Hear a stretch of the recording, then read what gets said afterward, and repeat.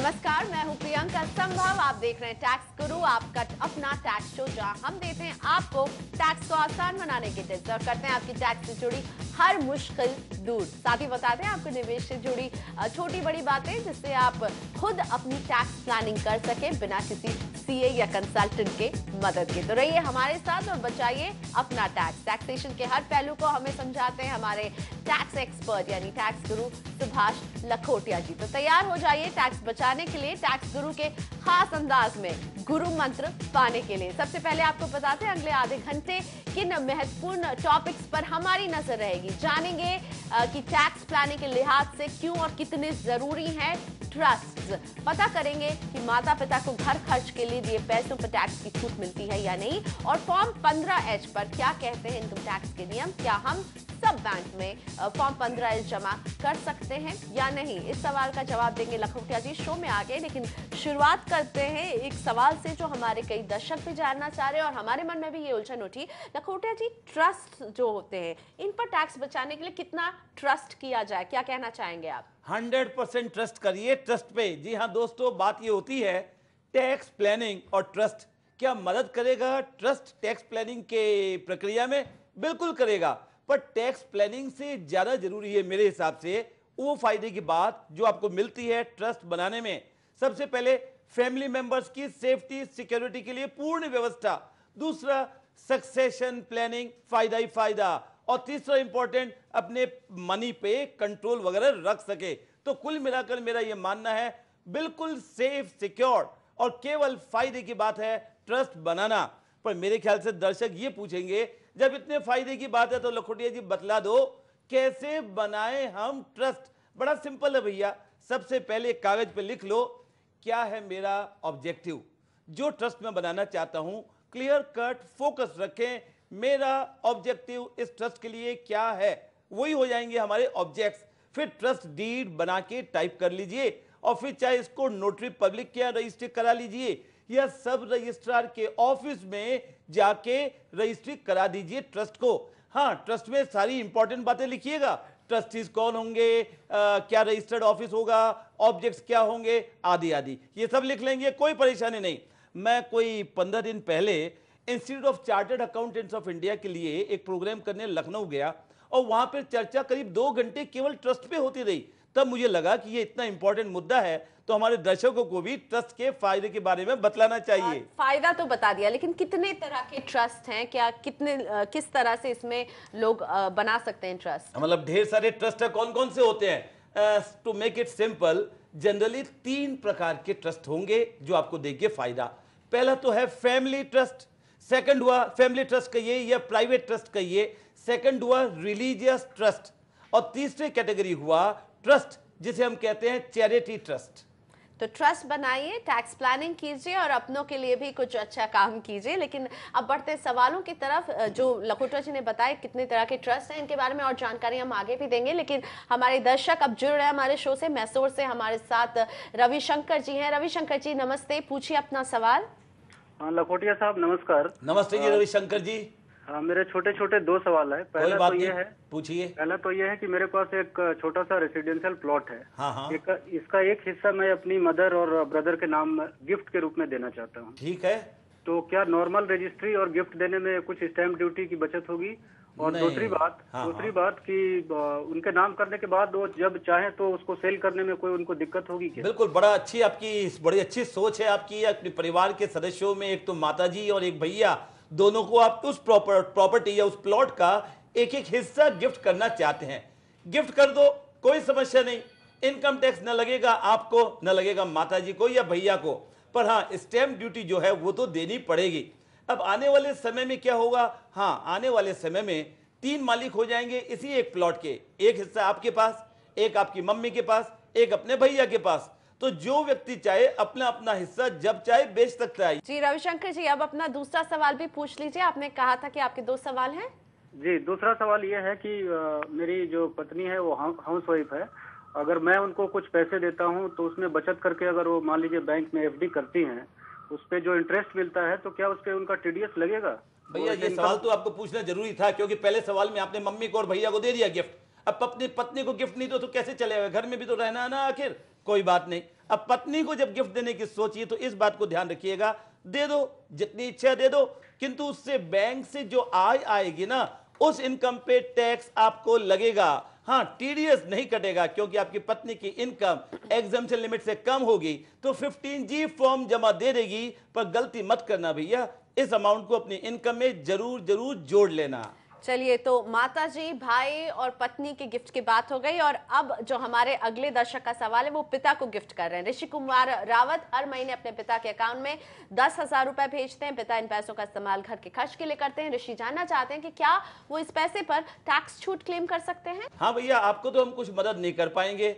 आप अपने पिताजी को गिफ्ट देना चाह रहे हैं, पर मेरे ख्याल से ये टैक्स गुरु कार्यक्रम देखते देखते आपकी आदत हो गई है। फायदा कैसे ले, वसूल कैसे करें, कैसे बचा लें।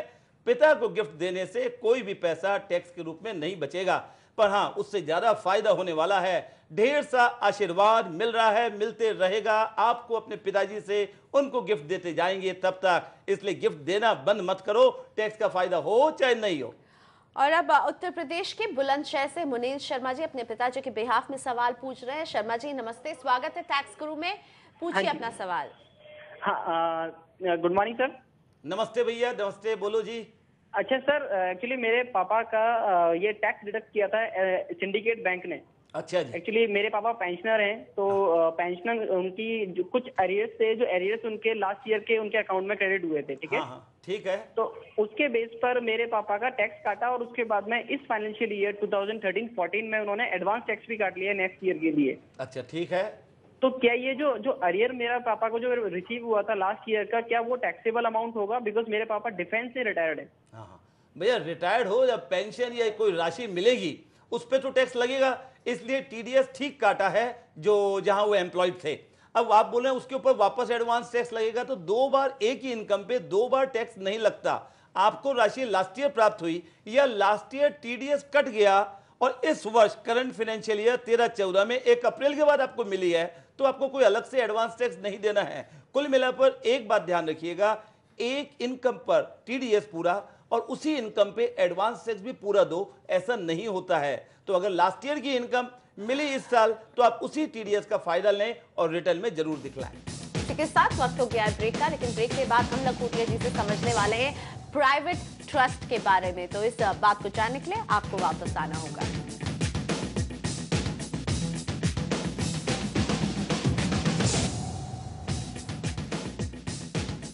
वेलकम बैक, आप देख रहे हैं टैक्स गुरु, जहां हम बताते हैं आपका टैक्स, बताते हैं कि कैसे आप करें अपनी टैक्स की प्लानिंग। लखोटिया जी ने हमें बताया कि ट्रस्ट हो सकता है एक ऐसा रास्ता जो आपका टैक्स बचाए, और 3 तरह के ट्रस्ट हैं। इनमें से ही स्पेसिफिक ट्रस्ट समझते हैं, प्राइवेट ट्रस्ट और रिलीजियस ट्रस्ट। ये कौन बना सकते हैं, किसका टैक्स बचेगा इससे? भाई बनाना तो जो चाहे बनाने ला, मेरी मर्जी। ये मत सोचिए, हमारे दर्शकों को बतला दें, चिंता न करें, न सोचें कौन बनाएगा, क्या परमिशन लेनी है, अप्रूवल आदि लेना है। न कोई अप्रूवल, न कोई परमिशन, मेरी मर्जी। मेरा प्राइवेट ट्रस्ट है, मेरे फैमिली ट्रस्ट है, मेरी इच्छा मैं बनाऊं ना, पर जरा देख लें उसका क्या है मतलब। अगर आप चाहते हैं अपने बच्चों के बेनिफिट के लिए तो आप बना लें प्राइवेट ट्रस्ट, 100% बेनिफिट मेरे बच्चे के लिए। और कई बार ऐसा होता है कि परिवार में कोई हैंडीकैप्ड बच्चा है या फैमिली मेंबर है या मेंटली रिटार्डेड पर्सन है, तो भी हम 100% स्पेसिफिक बेनिफिशियरी ट्रस्ट बना लेते हैं उस व्यक्ति के लिए, ताकि उसके एसेट्स ठीक से मैनेज हो जाएं। इसी तरह इस प्राइवेट ट्रस्ट में एक और ट्रस्ट होता है जिसे हम बोलते हैं डिस्क्रिशनरी ट्रस्ट। जैसा नाम वैसा काम। डिस्क्रिशनरी ट्रस्ट का मतलब हमारा अर्थात ट्रस्टीज का डिस्क्रिशन है, किसको कितने पैसे दें, कौन कौन बेनिफिशियरी आदि है, जैसे हम चाहे वैसे चलेगी हमारी मर्जी से गाड़ी परिवार वालों की, वो बना डिस्क्रिशनरी ट्रस्ट। पर हाँ, अगर डिस्क्रिशनरी ट्रस्ट हमारे दर्शक आज ही बना लेते हैं तो उस पे maximum rate of income tax लगेगा। जी हाँ, प्लेन एंड सिंपल, हर रुपए पे 30% टैक्स लगेगा।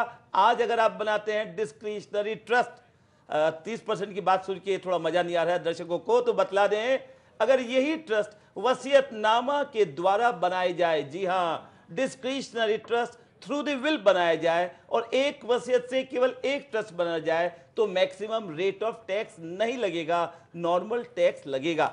अब जरा बात कर लें रिलीजियस ट्रस्ट। जैसा नाम वैसा काम, सीधी सीधी बात। अर्थात अगर आपका विश्वास है भगवान पे तो आप भगवान का ट्रस्ट बना सकते हैं। आयकर कानून में इसे आर्टिफिशियल जुरिडिकल पर्सन कहते हैं। चलिए अब बढ़ते सवालों की तरफ। ठाणे से हमारे साथ फोन लाइन पर पूनम सहस्त्रबुद्धे हैं जो कि अपने पति के लिए सवाल पूछ रही हैं। पूनम जी नमस्ते, स्वागत है टैक्स गुरु में। पूछे क्या उलझन है जो आपको सता रही है?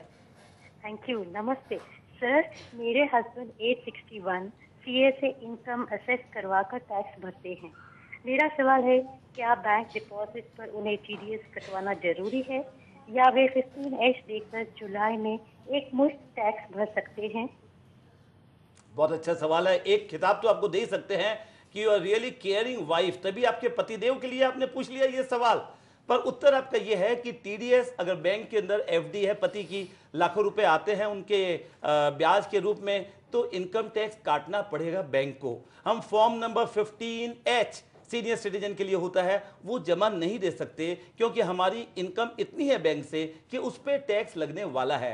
इसलिए कृपया टीडीएस कटने दें और फिर अगर कोई रिफंड अगर बनता है ज़्यादा, ऐसी चर्चा लगती है आपको, हालात लगते हैं, तो ऐसे में आप अपने पति के आयकर अधिकारी को पत्र लिख के उनसे एक सर्टिफिकेट ले लें जो बैंक को दे दें कि हमारे, और बतला दें कि हमारे पति की इनकम कम है, टैक्स कम लगना चाहिए, कटना कम चाहिए। तब आप ये सर्टिफिकेट बैंक को दे देंगे तो बैंक कम अमाउंट पे आपका टीडीएस काटेगा। पर मैं चाहूंगा पति बिजनेस में या काम में बिजी होंगे तो आप जाएं बैंक के पास, आयकर अधिकारी के पास, ये फॉर्मेलिटी करें और फायदा हो जाए तो हमें अवश्य सूचित करें।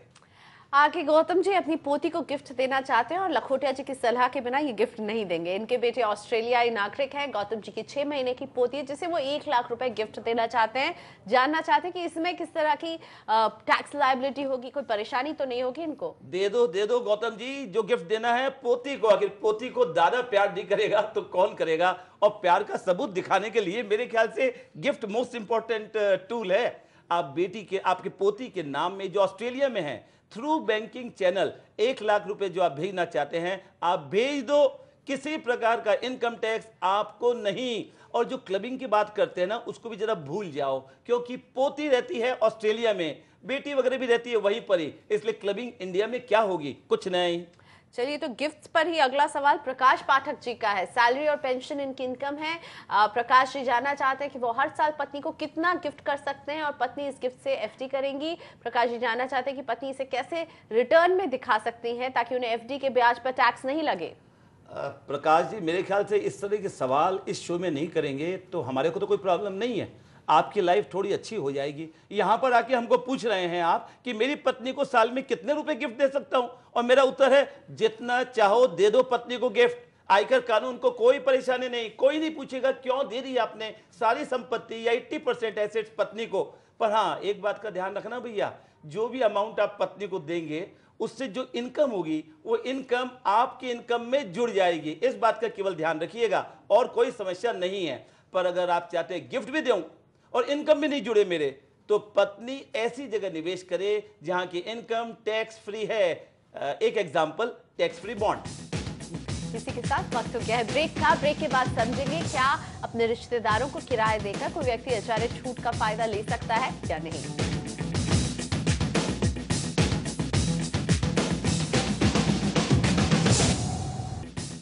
Welcome back. आप देख रहे हैं टैक्स गुरु जहां हम बचाते हैं आपका टैक्स। और आज टैक्स गुरु लेकर आए हैं ट्रस्ट का मंत्र और हमें समझा रहे हैं कि ये बचाएगा आपका टैक्स और टैक्स प्लानिंग के लिहाज से बहुत अच्छा कदम हो सकता है। इसी कड़ी में चैरिटी ट्रस्ट, इसके बारे में ज्यादा जानते हैं लखोटिया जी से।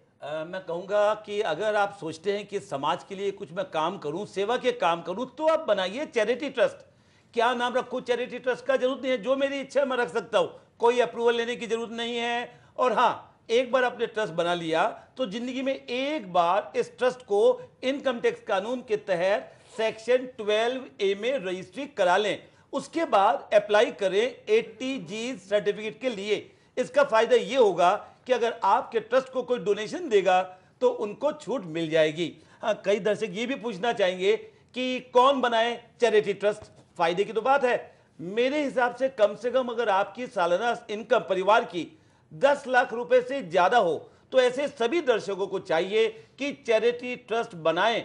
समाज का फायदा भी सोचे, अपना टैक्स थोड़ा बहुत बचेगा पर समाज का फायदा ये भी लक्ष्य होना चाहिए आपका। यानी लखोटिया जी, जो पूरा ट्रस्ट है ये अमीरों के लिए है, मिडिल क्लास इनकम हमारे जैसे लोगों के लिए नहीं है ये ट्रस्ट बनाना। ऐसा है, मैं यहाँ सबके सामने नहीं बतला सकता कि आप मिडिल क्लास के हैं क्या।